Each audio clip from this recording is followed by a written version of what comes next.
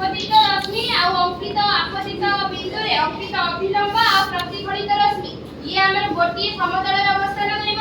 ଆଉ ପ୍ରତିସମର ଦ୍ୱିତୀୟ ନିୟମ ହେଉଛି କ'ଣ ନା ଆପତନ କୋଣ, ଆମର ଯୋଉ ଆପତନ କୋଣ ଅଛି ଆଉ ପ୍ରତିଫଳନ କୋଣ, ସେ ଦିଟା କୋଣ ନା ପରସ୍ପର ସମାନ ହେଲା ନାଇଁ। ଆକୁ ଆମେ କ'ଣ କରିବା ନା ଏକ୍ସପେରିମେଣ୍ଟ ମାଧ୍ୟମରେ ଦେଖିବା ଇଏ ଯୋଉ ଲ ଆମର ଦେଇଛି ଦିଟା ନିୟମ ଦେଇଛି ଇଏ ଠିକ ନା ବୁଝିଲା ନା ନାଇଁ।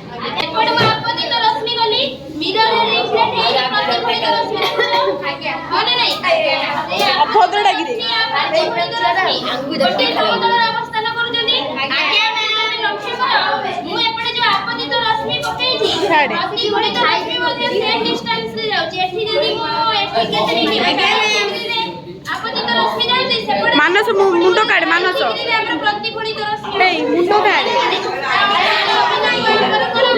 90 डिग्री रे ତାହେଲେ ଆମେ ଏଥିରୁ କଣ ଜାଣିଲେ